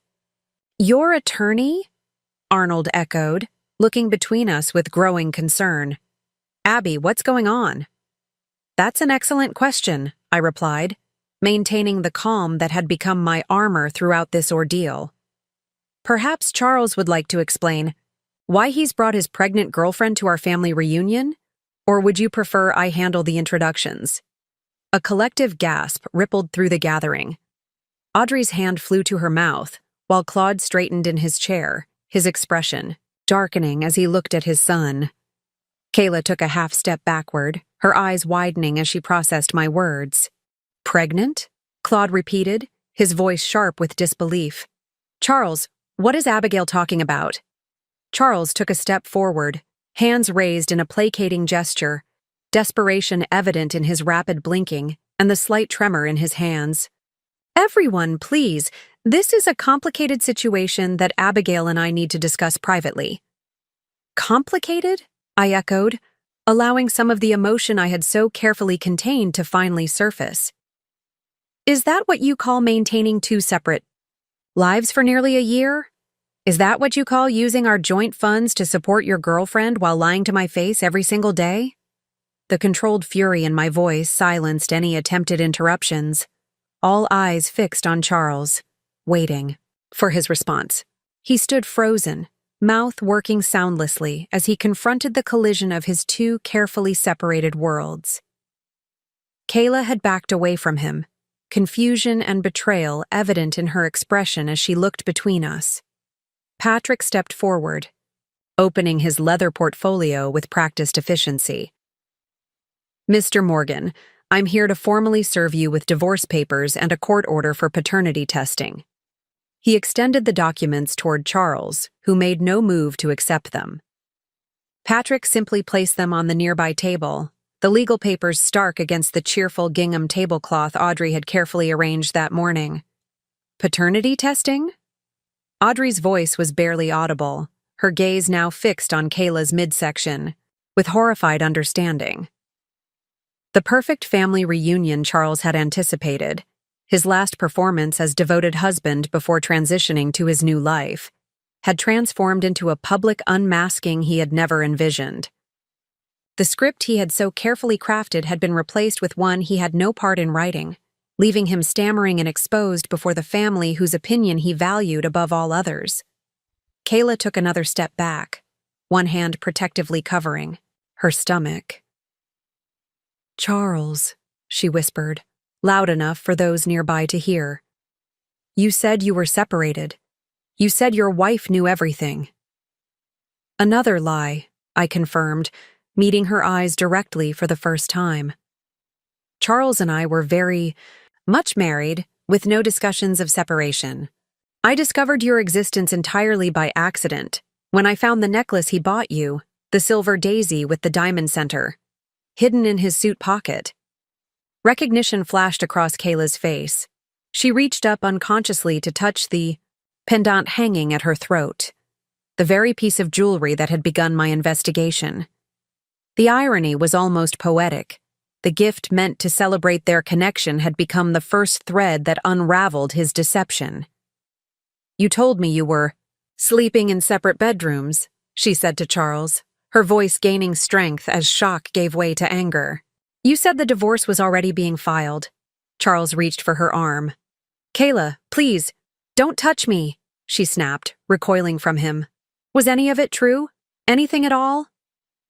The assembled family watched this exchange in stunned silence, collectively processing the revelation of Charles's double life. Arnold stood up abruptly, moving to his father's side as if the older man might need physical support in the face of this family crisis.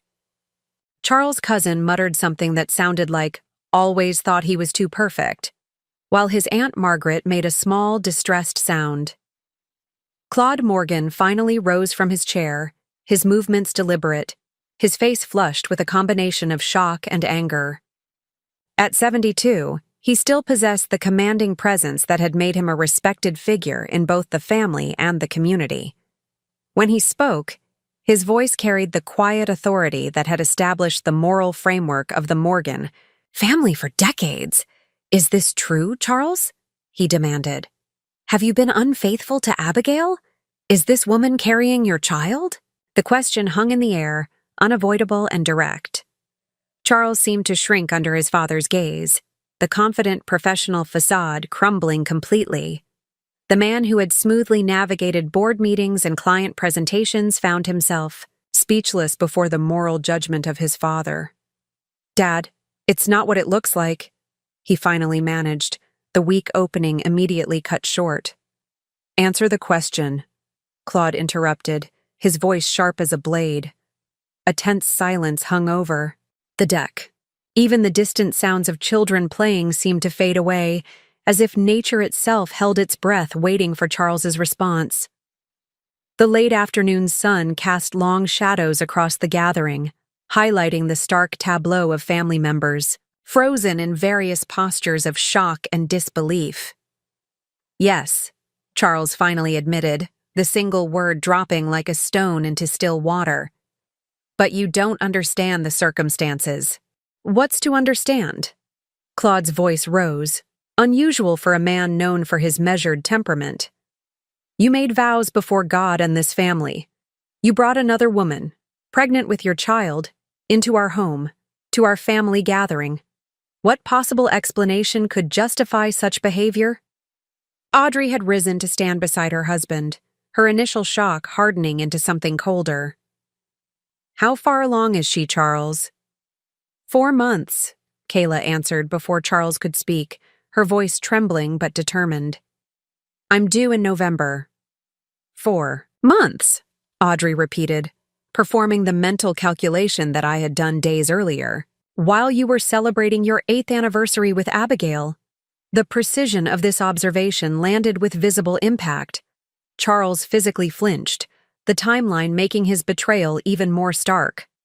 Our anniversary trip to Cannon Beach, the oceanfront suite, the champagne toast to many more years together, all while Kayla was already carrying his child.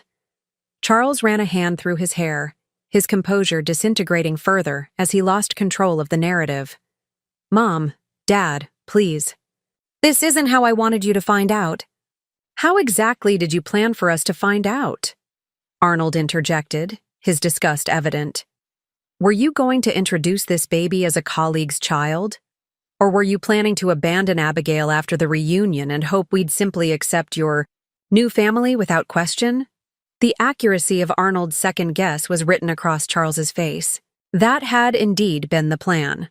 One final Morgan family reunion before executing his carefully orchestrated exit from our marriage. I think it's quite clear what Charles intended, I said, my voice cutting through the tension. The consultation with his divorce attorney is scheduled for next week. After securing a house in Oak Ridge Hills, using our joint investment funds for the down payment, I might add, and after enjoying one last family reunion under false pretenses. Patrick cleared his throat, his professional demeanor providing a steadying influence amid the emotional chaos. Mrs. Morgan has documented extensive financial improprieties, including the diversion of joint marital assets to support this parallel relationship. The court will take a very dim view of such behavior during divorce proceedings.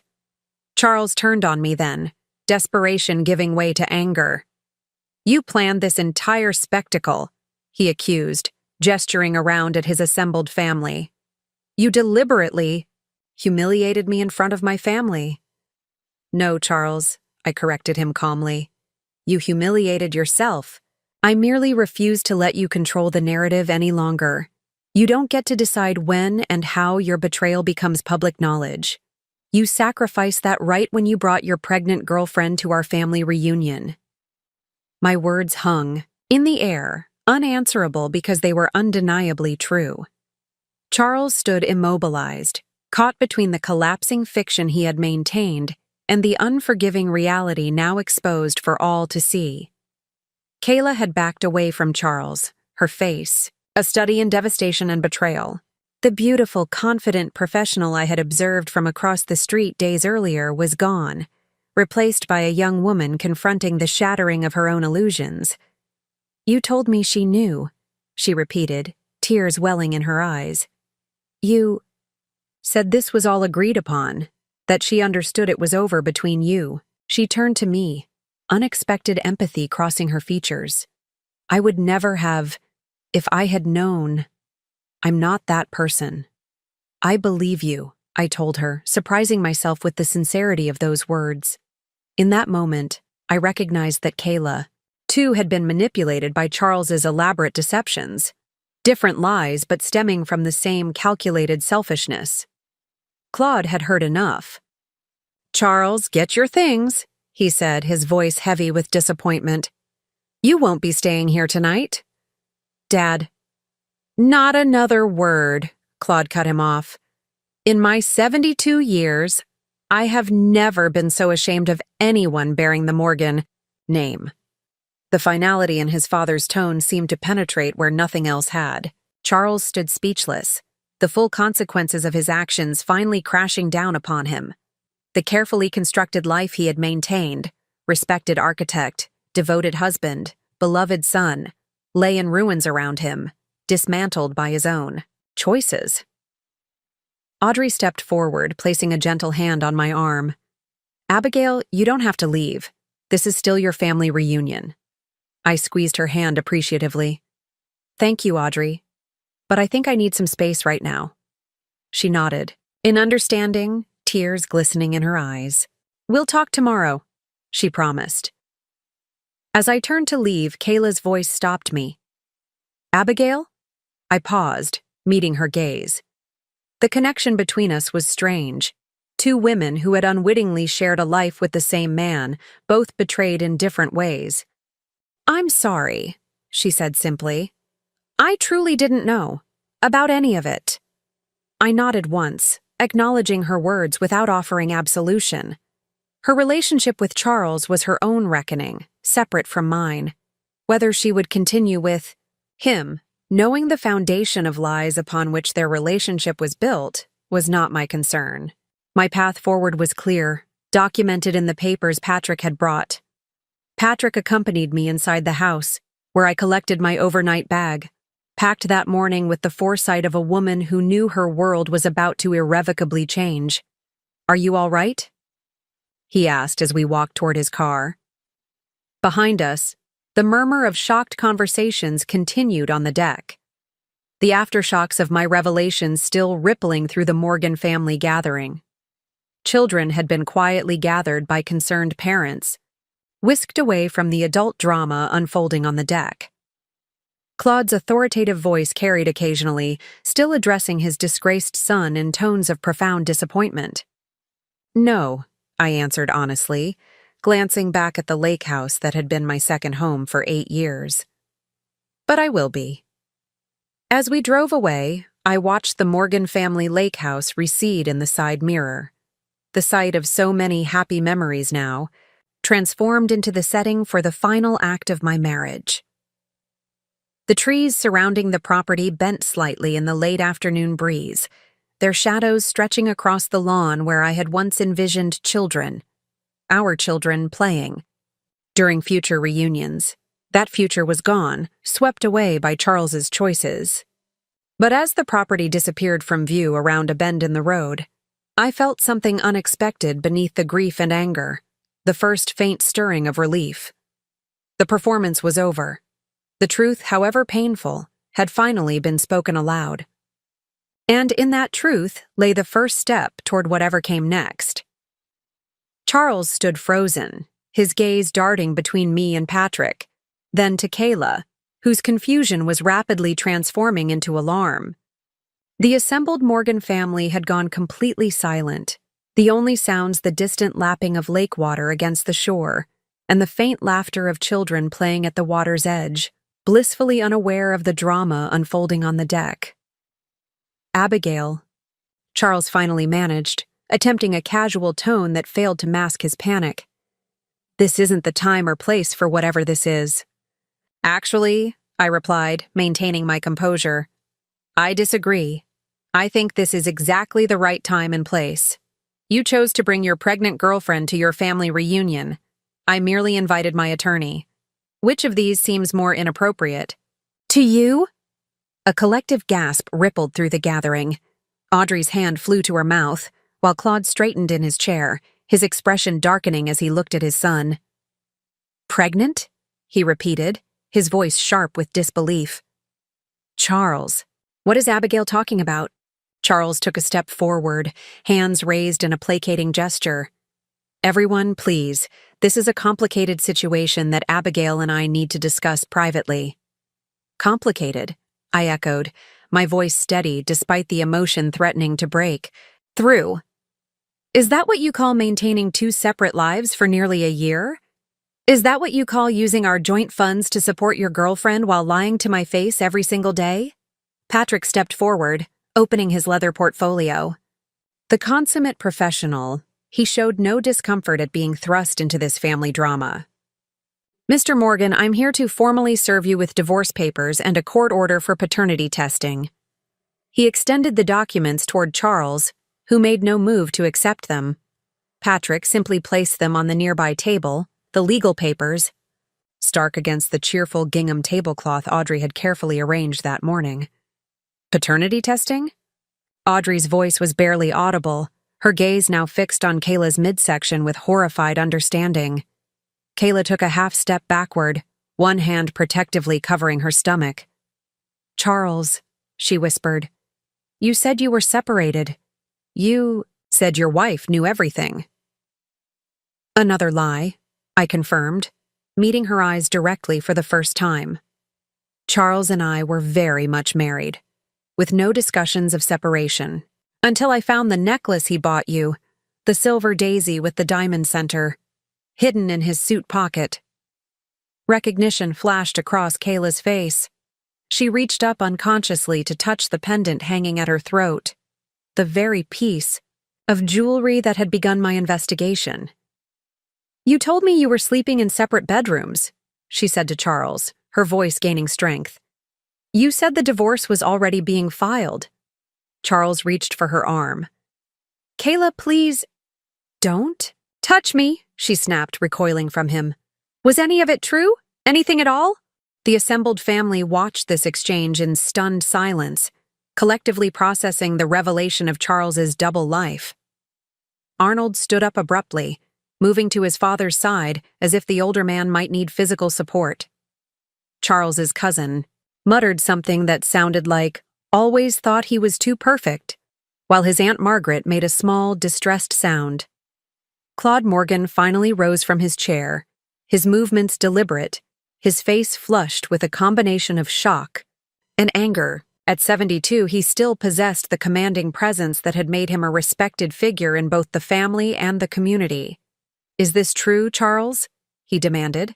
Have you been unfaithful to Abigail? Is this woman carrying your child? Charles seemed to shrink under his father's gaze, the confident professional facade crumbling completely. Dad, it's not what it looks like. Answer the question, Claude interrupted, his voice sharp as a blade. A tense silence hung over the deck. Even the distant sounds of children playing seemed to fade away, as if nature itself held its breath, waiting for Charles' response. Yes, he finally admitted, the single word dropping like a stone into still water. But you don't understand the circumstances. What's to understand? Claude's voice rose. You made vows before God and this family. You brought another woman, pregnant with your child, into our home, to our family gathering. What possible explanation could justify such behavior? Audrey had risen to stand beside her husband, her initial shock hardening into something colder. How far along is she, Charles? 4 months, Kayla answered before Charles could speak, her voice trembling. I'm due in November. 4 months, Audrey repeated, performing the mental calculation. While you were celebrating your 8th anniversary with Abigail. Charles ran a hand through his hair, his composure disintegrating further as he lost control of the narrative. Mom, Dad, please. This isn't how I wanted you to find out. How exactly did you plan for us to find out? Arnold interjected, his disgust evident. Were you going to introduce this baby as a colleague's child? Or were you planning to abandon Abigail after the reunion and hope we'd simply accept your new family without question? The accuracy of Arnold's second guess was written across Charles's face. That had indeed been the plan. One final Morgan family reunion before executing his carefully orchestrated exit from our marriage. I think it's quite clear what Charles intended, I said, my voice cutting through the tension. The consultation with his divorce attorney is scheduled for next week. After securing a house in Oak Ridge Hills, using our joint investment funds for the down payment, I might add, and after enjoying one last family reunion under false pretenses. Patrick cleared his throat. Mrs. Morgan has documented extensive financial improprieties, including the diversion of joint marital assets to support this parallel relationship. The court will take a very dim view of such behavior during divorce proceedings. Charles turned on me then, desperation giving way to anger. You planned this entire spectacle, he accused. You deliberately humiliated me in front of my family. No, Charles, I corrected him calmly. You humiliated yourself. I merely refused to let you control the narrative any longer. Kayla had backed away from Charles, her face a study in devastation and betrayal. You told me she knew, she repeated, tears welling in her eyes. You said this was all agreed upon, that she understood it was over between you. She turned to me, unexpected empathy crossing her features. I would never have. If I had known. I believe you, I told her, surprising myself with the sincerity of those words. In that moment, I recognized that Kayla, too, had been manipulated by Charles's elaborate deceptions, different lies but stemming from the same calculated selfishness. Claude had heard enough. Charles, get your things, he said, his voice heavy with disappointment. You won't be staying here tonight. Dad. Not another word, Claude cut him off. In my 72 years, I have never been so ashamed of anyone bearing the Morgan name. The finality in his father's tone seemed to penetrate where nothing else had. Charles stood speechless, the full consequences of his actions finally crashing down upon him. The carefully constructed life he had maintained, respected architect, devoted husband, beloved son, lay in ruins around him, dismantled by his own choices. Audrey stepped forward, placing a gentle hand on my arm. Abigail, you don't have to leave. This is still your home, reunion. I squeezed her hand appreciatively. Thank you, Audrey. But I think I need some space right now. She nodded in understanding, tears glistening in her eyes. We'll talk tomorrow, she promised. As I turned to leave, Kayla's voice stopped me. Abigail? I paused, meeting her gaze. The connection between us was strange. Two women who had unwittingly shared a life with the same man, both betrayed in different ways. I'm sorry, she said simply. I truly didn't know. I nodded once, acknowledging her words without offering absolution. Her relationship with Charles was her own reckoning, separate from mine. Patrick accompanied me inside the house, where I collected my overnight bag, packed that morning with the foresight of a woman who knew her world was about to irrevocably change. Are you all right? He asked as we walked toward his car. Behind us, the murmur of shocked conversations continued on the deck, the aftershocks of my revelation still rippling through the Morgan family gathering. No, I answered honestly. But I will be. Patrick drove me to a small boutique hotel 30 minutes from the lake house. We had reserved the room in advance, another detail in my meticulously planned extraction from Charles's life. The hotel lobby, with its rustic charm and flickering fireplace, felt surreally normal after the emotional intensity of the past few hours. I've scheduled a follow-up meeting for Tuesday, Patrick said as we stood in the quiet reception area. By then, Charles will have had time to consult with counsel, and we can begin formal negotiations. I nodded, feeling a strange detachment, as if watching myself from a distance. The adrenaline that had carried me through the confrontation was fading, leaving an emotional vacuum in its wake. What happens now? I asked, realizing I had planned extensively for the exposure, but given little thought to what would follow. Patrick's expression softened slightly, professional detachment giving way to genuine concern. Now you rest. The legal process will take time, but the groundwork is solid.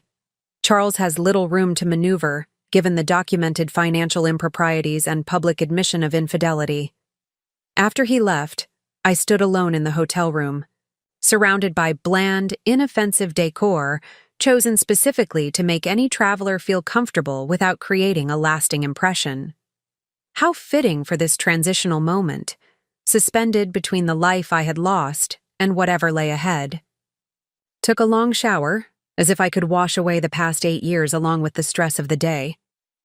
Afterward, wrapped in the hotel's plush robe, I finally allowed myself to feel the emotions I had so carefully contained during the confrontation. The tears, when they came, weren't the desperate sobs I might have expected, but rather a quiet, steady release. Grief not just for the marriage I had lost, but for the future I had planned. The children Charles and I would never have. The shared dreams that had evaporated like morning mist. My phone chimed repeatedly throughout the evening. Messages from Tiffany offering support, texts from Charles that I left unread, and most surprisingly, a gentle note from Audrey. "We love you, Abigail. That hasn't changed." Around midnight, when sleep remained elusive, I opened my laptop and created a new document titled After Charles. At the top, I typed a simple question. Who am I now? For 8 years, I had been Abigail Morgan, wife of Charles, daughter-in-law, to Claude and Audrey, environmental consultant with a part-time practice that accommodated my husband's more demanding career. My identity had been crafted in relation to Charles, my life decisions made within the context of our partnership. Now that framework had disintegrated, leaving me to rediscover myself amid the rubble. I began typing, not answers, but possibilities. Full-time consulting work, or perhaps a position with an environmental advocacy organization, I had previously declined because it required extensive travel. The international volunteer program I had bookmarked years ago, but never seriously considered, because Charles was establishing his partnership. Graduate studies in environmental policy, a passion I had set aside to focus on building our life together. The list grew as the night progressed, each entry a small act of reclamation. By dawn, I had filled pages with potential futures, some practical, others wildly aspirational, all exclusively mine. I slept for a few hours, waking to sunlight streaming through unfamiliar curtains and the disorienting moment of forgetting, then remembering everything that had transpired. The hotel phone rang as I was contemplating breakfast. "Abigail? It's Audrey Morgan." Her voice triggered a fresh wave of emotion. Throughout my marriage, Audrey had been more than a mother-in-law. She had been a mentor, confidant, and friend. "Audrey," I replied, uncertain what protocol governed relationships with in-laws after publicly exposing their son as an adulterer. "I'm in the hotel lobby," she said simply. "Would you have breakfast with me?"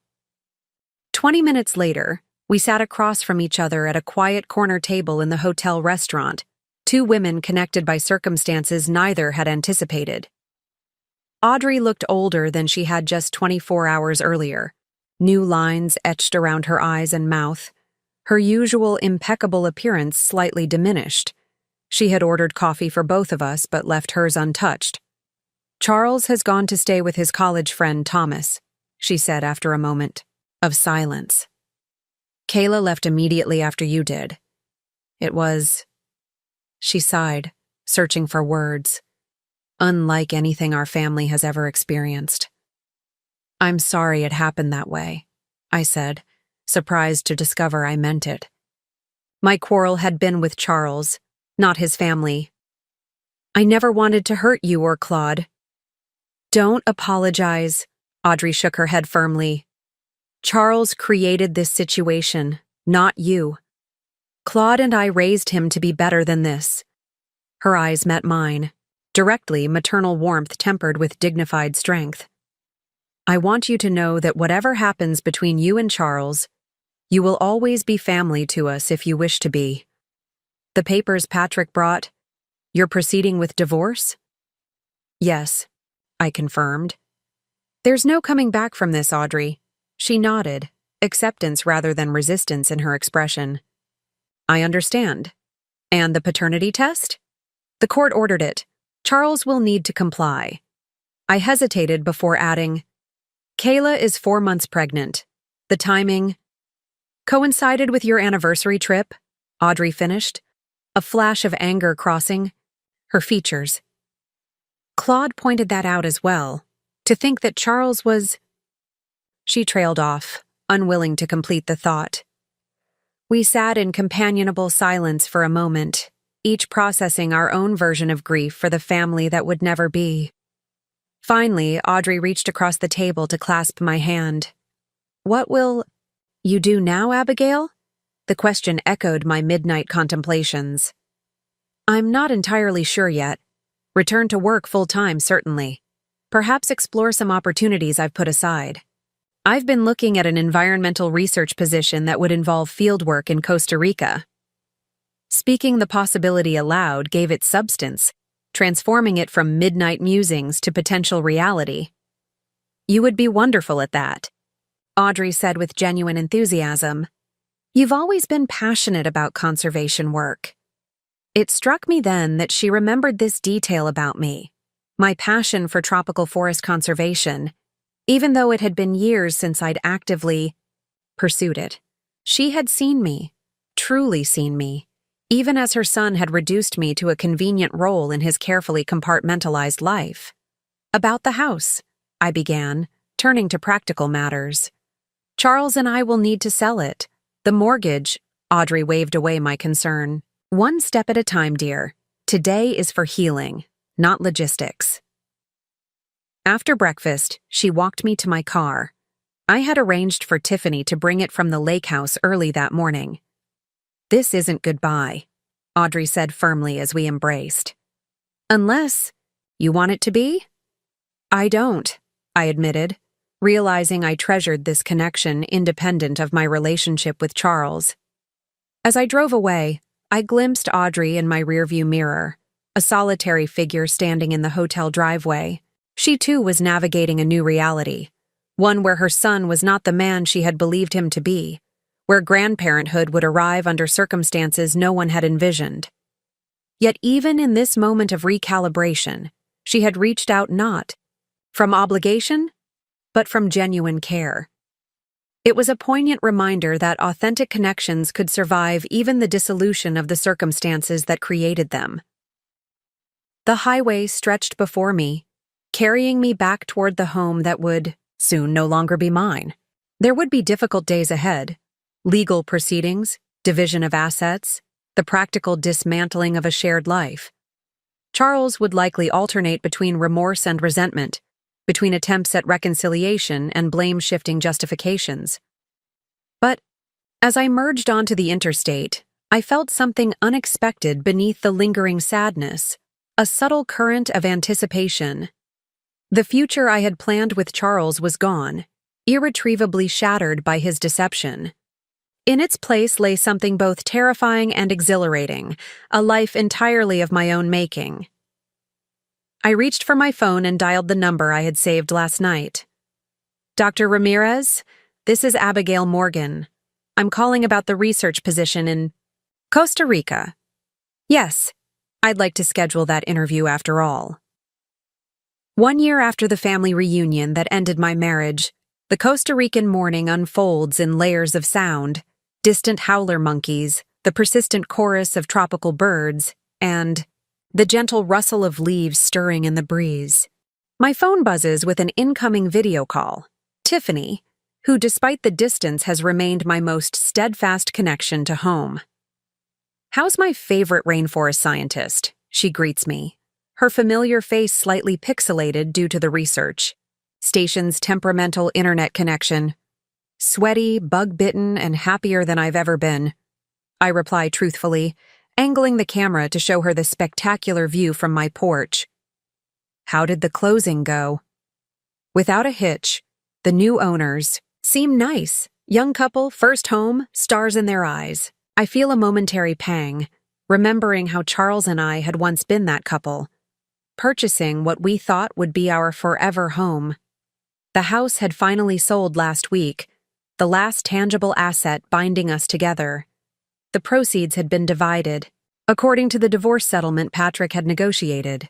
Fair but favorable to me given Charles's documented financial improprieties. That's good, I say, and mean it. It's better knowing a new family will make memories there. Tiffany studies me through the screen. You really are okay, aren't you? Not just saying it to make me stop worrying. I smile, recognizing the genuine concern behind her question. I really am. It's not the life I planned, but it's becoming the life I never knew I wanted. After the confrontation at the lake house, the practical dissolution of my marriage had proceeded with surprising efficiency. Charles, perhaps recognizing the indefensibility of his position, had offered minimal resistance to my demands. The paternity test had confirmed what everyone already knew. He was indeed the father of Kayla's child. A daughter, I learned, born in late November and named Ella. I sometimes wonder about that child, an innocent participant in her parents' complicated narrative. What story will she be told about her origins? Will Charles prove a better father than he was a husband? These questions arise occasionally, but without the sharp sting they might once have carried. Oh, I almost forgot, Tiffany continues, pulling me from my thoughts. Audrey called yesterday. She and Claude are considering a vacation in Costa Rica this spring. She wanted to know if it would be awkward to visit you while they're here. The mention of the Morgans brings a smile to my face. True to her word, Audrey had maintained our relationship despite the divorce, calling regularly and sending care packages to my remote research station. Claude, too, had reached out in his more reserved fashion, sending thoughtful emails and once, to my surprise, a field guide to Costa Rican birds with personal annotations in his meticulous handwriting. Tell her I'd love to see them, I respond without hesitation. The guest quarters here are basic but comfortable. They could stay a few days if they want the full rainforest experience. After finishing the call, I prepare for the day ahead, field. Work with my research team, collecting data on how climate change is affecting flowering patterns in tropical ecosystems. The position with Dr. Ramirez has evolved over the past year, growing from a 6-month contract to a full research fellowship with teaching responsibilities at the affiliated university. My phone chimes with an email notification, Patrick Reynolds, sending confirmation that the final paperwork has been processed. I am officially Abigail Kent again, having reclaimed my maiden name along with my independent identity. As I gather my equipment, I reflect on the strange, painful journey that led me here. Had Charles never betrayed me, I would likely still be in our suburban home, working my part-time consulting practice, perhaps starting the family we had planned. I would have continued shaping my existence around his career, his needs, his dreams, not out of coercion, but out of the belief that compromise was the cornerstone of marriage. His deception, devastating as it was, forced me to reimagine my life, entirely on my own terms. The research I'm conducting now contributes meaningfully to conservation science. The papers I've published over the past year have drawn attention from international environmental organizations. The students I mentor bring fresh perspectives to ecological challenges I've pondered for years. None of this would have materialized had I remained Abigail Morgan, defined primarily by my relationship to Charles. As I step onto the forest trail, equipment bag slung over my shoulder, I remember something Audrey said during one of our calls. Sometimes the worst moment of your life becomes the doorway to the best chapter. I couldn't see it then, standing in that hotel room the morning after the reunion, overwhelmed by grief and uncertainty. But looking back from the vantage point of a year's journey, I recognize the truth in her words. The path I walk now, both literally through this magnificent rainforest and figuratively through my reclaimed life, may not be the one I had planned, but it is undeniably mine. Each step takes me further from the woman who discovered a hidden necklace and closer to the woman I was always meant to become. Up next, you've got 2 more standout stories right on your screen. If this one hit the mark, you won't want to pass these up. Just click and check them out. And don't forget to subscribe and turn on the notification bell so you don't miss any upload from us.